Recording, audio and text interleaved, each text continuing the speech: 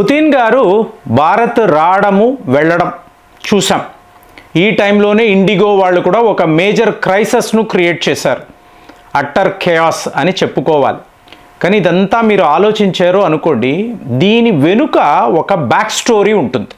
దీన్ని తెలుసుకోవడము అనేది కామన్ మ్యాన్కి కష్టం, ఎందుకంటే ఇంత డీప్గా ఎవరు ఆలోచించలేరు. మీకు అలాగే దీని యొక్క ఈ రెపర్కషన్స్ అంటారు చూసారా, పర్యవసానం ఎలా ఉంటుంది, ఇది కూడా కష్టమే. ఇప్పుడు చూడండి, బెంజమిన్ నెతన్యాహు నేను భారత్ వస్తున్నాను అన్నాడు, నా ట్రిప్ క్యాన్సిల్ అయ్యింది. అలాగే మీకు ఫిబ్రవరి నెల డొనాల్డ్ ట్రంప్ నేను త్వరలోనే భారత్ వెళ్ళబోతున్నాను, సడన్గా ఈయన క్యాన్సిల్ చేసుకున్నాడు. ఇంకా చెప్పాలంటే యుక్రెయిన్ యొక్క అధ్యక్షుడు జెలెన్స్కీ నేను భారత్ వెళ్తాను, మోదీ గారిని కలుస్తాను యుద్ధాన్ని ఆపడానికి, సో అది ఈయన వల్లే కుదురుతుంది, ఇన్ని మాట్లాడాడు కానీ రాలేదు. మరి వీళ్ళందరికన్నా పవర్ఫుల్ మ్యాన్ వ్లాదిమిర్ పుతిన్. ఈయన మాత్రము ఇంత థ్రెట్ ఉన్నా, అంటే ఇంతలాంటి తీవ్రవాద దాడులు, తీవ్రవాదులంతా భారత్లో తిరుగుతున్నారు తెలిసినా కూడా ఎందుకు ఈయన భారత్కు వచ్చారు? అంటే మోదీ గారిని చూడ్డానికా, లేదా మీకు S-400 S-500 ఒప్పందాలు చేసుకోవడానికా? మరి ఆ వార్తలు కూడా లేవు కదా. భారత్కి రష్యా మధ్య S-400 ఒప్పందం అయినట్టు ఎక్కడ వార్తలు లేవు. మీకు రాజ్నాథ్ సింగ్ గారు చైనాలో చెప్పారు, సుఖాయి 57 తీసుకోవచ్చు, ఇంకొక 5 బ్యాటరీలు S-400 కొనవచ్చు, ఇవన్నీ చెప్పారు. మరి ఇప్పుడు ఏమీ లేవు కదా. మరి ఏంటండి ఇదంతా ఏమిటి? వీళ్ళు ఏం చేస్తున్నారు? పుతిన్ గారు వచ్చారు, మోదీ గారు కారులో కూర్చున్నారు, వీళ్ళు ఏం మాట్లాడతారు, ఏం జరుగుతుంది? సో ఇది చాలా చాలా ఇంట్రెస్టింగ్ వ్యవహారం అండి. ఇప్పుడు రష్యా అధ్యక్షుడు పుతిన్ భారత్కు వస్తున్నారు అన్న అనౌన్స్మెంట్, అఫీషియల్ అనౌన్స్మెంట్ వేరు, ఏర్పాట్లు ఉంటాయి చూసారా, 3000 మంది మీకు ఈ సెక్యూరిటీ వాళ్ళు. సో వీళ్ళను మీరు ప్రిపేర్ చేయాలంటే ఎంత? 600 కోట్లు ఖర్చు పెట్టాలి. సో ముందే తెలుస్తుందండి, చూడండి ముందే తెలుస్తుంది. మోరోవర్ మీరు గమనించాల్సిన విషయము, మీకు మోదీ గారు ఏ దేశానికి వెళ్ళినా ఈయన మాట్లాడే ఒకే ఒక సబ్జెక్ట్ గ్లోబల్ సౌత్, అంటే భారత్ గ్లోబల్ సౌత్ యొక్క వాయిస్. దీనిని స్ట్రాంగ్గా చెప్తూ ఉంటాడు ఆయన. ఎక్కడికి వెళ్ళినా, చైనా వెళ్ళినా సరే, మొన్న మీకు బ్రెజిల్ వెళ్ళినా సరే, ఈ గ్లోబల్ సౌత్ అనే మాటను ఆయన నొక్కి వక్కాణిస్తూనే ఉంటాడు. మీరు గమనించారో లేదో. అలాగే మీరు చూడండి, G20 సమ్మిట్ అప్పుడు మీకు ఆఫ్రికన్ యూనియన్ని మీకు ఇందులో కలుపుకున్నారు, పర్మనెంట్ సీట్ అనేది ఇచ్చారు. సో ఇదంతా చూసారంటే కనెక్టింగ్ ద డాట్స్ మామూలు వాళ్ళకి అర్థం కాదండి. ఇది ఎలా జరుగుతుందో నేను చెప్తాను చూడండి.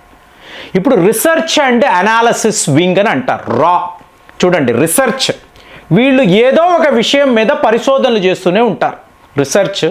అలాగే అనాలిసిస్, వీళ్ళు దాన్ని క్షుణ్ణంగా పరిశీలించి ఒక కొత్త రకమైన రిపోర్ట్ అనండి, ఒక అవగాహన అనండి, లేదా మీ దేశానికి సంబంధించిన ఈ ఫారిన్ పాలసీ ఉంటుంది చూసారా, ప్రతి సంవత్సరము రివ్యూ చేస్తూనే ఉంటాం. ఇదేదో మోదీ గారు వెళ్ళారు, ఈయన మాట్లాడేశారు, ఆహా ఓహో అలా ఉండదండి. దీని వెనుక చాలా చాలా డీప్ స్టడీ ఉంటుంది. ఇది ఎవరు చేస్తారు? రీసెర్చ్ అంటే అనాలిసిస్ వింగ్. సో ఇప్పుడు పుతిన్ గారు రష్యా నుంచి భారత్ వస్తున్నారు అంటే వీళ్ళు కూర్చుంటారు. అజిత్ దోవెల్ గారు, మోదీ గారు, ఈ రీసెర్చ్ అండ్ అనాలిసిస్ వింగ్కి సంబంధించిన అధికారులు చాలామంది కీలకమైన వాళ్ళు, వీళ్ళు అక్కడ కూర్చుంటారు, కూర్చొని మాట్లాడుకుంటారు. ఈయన వస్తున్నారు కదా, మనం ఏం చెయ్యాలి, భారత్కి దీనివల్ల లాభము ఏమిటి, నష్టము ఏమిటి, రష్యాకు లాభం ఏమిటి, నష్టము ఏమిటి? ఎందుకంటే వచ్చే వ్యక్తి మామూలు వాడు కాదు. అలాంటి వాడిని మనం ఎలా హ్యాండిల్ చేయాలి, ఆ దేశాన్ని ఎలా హ్యాండిల్ చేయాలి, వీళ్ళు కూర్చొని మాట్లాడతారు. ఇక్కడేనండి షాకింగ్ వార్తలు. ఇప్పుడు ఫస్ట్ విషయం ఏమిటి, భారత్కి రష్యాకు ఉండే కామన్ శత్రు ఎవరండి? చైనా. మీరు నేను కాదు, మన రా వాళ్ళు చెప్తున్న రిపోర్ట్ ఏమిటి, అనాలిసిస్లో తేలిన విషయం ఏమిటంటే, చైనా వాడిని కట్టడి చేయడానికే వ్లాదిమిర్ పుతిన్ భారత్ దాకా ఎన్ని జరిగినా ఈయన వస్తారు, కంపల్సరీగా వస్తారు. అదేంటండి, మనకు అంటే రష్యాకు భారత్కి అమెరికా కదా కామన్ శత్రువు, మీరు చైనా అంటున్నారేంటి? మీకు పుతిన్ గారు ఏమంటున్నారు, లిమిట్లెస్ ఫ్రెండ్షిప్ ఉంది చైనాతో. భారత్ ఏమనింది, ఇవాళ చైనాతో మాకు ఫ్రెండ్షిప్ బాగుంది కాబట్టే కదా మనం వీసాలు ఇస్తున్నాము, అలాగే మీకు చైనాకు సంబంధించిన కంపెనీస్కి పర్మిషన్ ఇచ్చాము, ఇవన్నీ చేస్తున్నాం కదా. సో వాళ్ళు కూడా ఏంటి, కైలాస మానస సరోవర యాత్రకి పర్మిషన్స్ ఇచ్చేసాము, ఇవాళ భారత్ నుంచి చైనా దాకా డైరెక్ట్ ఫ్లైట్స్ ఉన్నాయి, మళ్ళీ మా ఫ్రెండ్షిప్ స్ట్రాంగ్ అయిపోయింది. నిజమా? వాళ్ళు కాదు అంటున్నారు. అలాంటిది లేదండి. మన కామన్ ఎనిమీ చైనా. చైనాను కట్టడి చేయడమే మన ప్రాథమిక బాధ్యత. అదేంటంటే ఇలాగే ఉంటుందండి. జియో పాలిటిక్స్లో, అనాలిసిస్లో మనము ఒకలా ఆలోచిస్తూ ఉంటాము, వ్యవహారం అంతా ఇంకొకలా జరుగుతూ ఉంటుంది. అంటే దీన్ని మీరు ఎలా చూడాలి అంటే, ఈ రష్యా యుక్రెయిన్ యుద్ధం స్టార్ట్ అయిన తరువాత కొత్త రకమైన ఒక పాలసీ, కొత్త రకమైన అనాలిసిస్ను చూడాలి. చైనా వాడు అంటే ఇప్పుడు ఇది మనము చేస్తున్నాము కదా, మన రా ఏజెంట్లు ఇదేదో చేస్తున్నారని కాదండి. ప్రపంచ స్థాయిలో ప్రతి ఒక్క దేశము కూడా వాళ్ళ ఎక్స్పర్ట్స్ని, అంటే డొనాల్డ్ ట్రంప్ పలానా విషయం మాట్లాడుతున్నాడు అంటే దీని వెనుక ఒక థింక్ ట్యాంక్ ఉంటుంది. మీకు వ్లాదిమిర్ పుతిన్ గారు రష్యా నుంచి వస్తున్నారంటే వాళ్ళ నిపుణులు చెప్తారు, అయ్యా మీరు భారత్ వెళ్తున్నారు, మోదీ గారిని కలుస్తున్నారంటే ఈ విషయాలంతా కూడా మనం పరిశీలించాలి. ఇలాగ ప్రతి ఒక్క దేశానికి కూడా ఒక బ్యాక్ స్టోరీ ఉంటుంది. సో ఇప్పుడు మీరు డొనాల్డ్ ట్రంప్ని గమనించారు అనుకోండి, ఫస్ట్ ఈయన చైనా పైన దాడి మొదలుపెట్టాడు. చైనా పైన 200% మేము టారిఫ్ విధిస్తాము, చైనా వాళ్ళ ప్రాజెక్టులు ఎక్కడెక్కడ ఉన్నాయో అంటే పనామా కెనాల్తో సహా మేము టోటల్గా వాళ్ళని అక్కడి నుంచి తరిమి వేస్తాము, చైనానే మా ఎనిమి. నిజమా? కానే కాదు. చైనా అనే వాడి ఆప్తమిత్రుడు. ఎలా చెప్తారంటే ప్రేమ్ గారు మీరు ఎలా చెప్తారు అంటే చూడండి, 200% టారిఫ్ అన్నాడు కదా, ఇవాళ వరకు కూడా చైనాపై 50% టారిఫ్ కూడా అమెరికా వాడు విధించలేదు.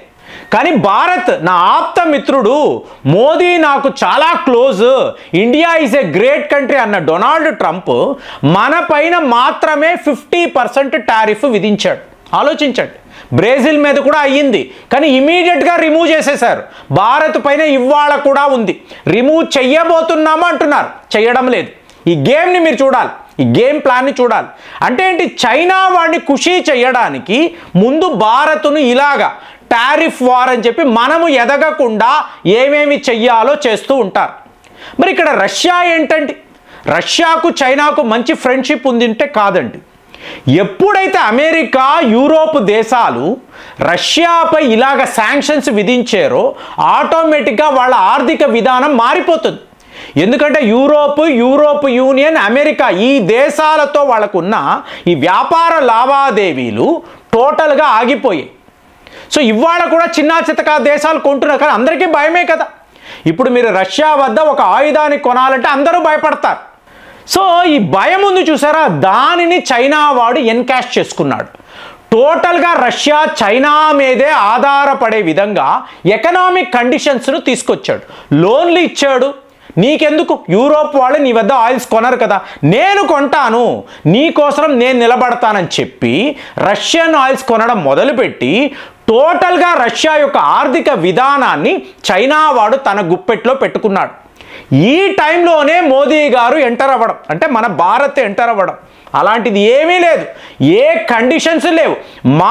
వాళ్ళు ఇచ్చిన రిపోర్ట్ ప్రకారము నువ్వు టోటల్గా చైనాకు బానిసలాగా మారుతున్నావు. అంటే చైనా వాడి ఉద్దేశం ఏమిటండి, రష్యా లాంటి ఒక సూపర్ పవర్ని మాకు జూనియర్ పార్ట్నర్గా పెట్టుకోవాలి. 1 అమెరికా, 2 చైనా, తరువాత దేశాలంతా కూడా మా మీదే ఆధారపడాలి, ఇంక్లూడింగ్ రష్యా, భారత్. ఇక్కడే మనం కలిసిపోయామంటే. సో భారత్ వైపు నుంచి వెళ్ళిన ఈ రిపోర్ట్ ఏం చెప్పింది, నువ్వు ఏ రోజు చైనా యొక్క జూనియర్ పార్ట్నర్ కాదు, మా బిగ్ బ్రదర్, నిన్ని కాపాడాల్సిన బాధ్యత మాకు ఉంది కాబట్టి కాపాడతాం. ఎలా కాపాడతాము, చైనాకు ఈక్వల్గా మేము ఆయిల్స్ కొంటాం, మన టెక్నాలజీ అనేది జాయింట్ వెంచర్గా మనం షేర్ చేసుకుందాం. సో ఈ అమెరికా చైనా వాడు ఆడుతున్న ఈ నాటకాన్ని ఆపాలి అంటే నువ్వు నేను కలవాలి. మనది విడి గ్రూప్, ఈ గ్రూప్లో ఎవరుంటారు, గ్లోబల్ సౌత్ ఉంటుంది, 57 ఆఫ్రికా దేశాలు ఉంటారు. వీళ్ళు ఉంటే మనం ఇండిపెండెంట్ కంట్రీగా ఎదగగలం. కానీ నువ్వు చైనా మీద ఆధారపడ్డావు అంటే నిన్ను ఒక జూనియర్ పార్ట్నర్గా చేసుకుంటారు. ఇదే అమెరికా వాడు కోరుకుంటున్నాడు. ఎందుకంటే అమెరికా వాడి జూనియర్ పార్ట్నరే కదా యూరోప్ దేశాలు. అలాంటి ఒక సిచ్యువేషన్ వీళ్ళు ఇద్దరూ కలిసి క్రియేట్ చేయాలనుకుంటున్నారు. ఈ ట్రాప్లో నువ్వు పడకు, మనము కలిసిమెలిసి ఎదుగుదాము అని చెప్పి మన రా ఏజెంట్లు ఇచ్చిన రిపోర్ట్, దీని ప్రకారమే ప్రతి ఒక్క విషయము కూడా ఇవాళ భారత్లో రష్యాలో జరుగుతుంది. ఇంకా ఇందులో ఎన్నో రహస్యాలు ఉన్నాయి. తరువాత వీడియోస్లో వీటికి సంబంధించి మాట్లాడదాం. మరి ఈ వీడియో మీద, ఈ అనాలిసిస్ మీద మీ అభిప్రాయాలు ఎలా ఉన్నాయి కామెంట్స్లో రాయండి. మళ్ళీ వచ్చే వీడియోలో కలుద్దాం. జై హింద్.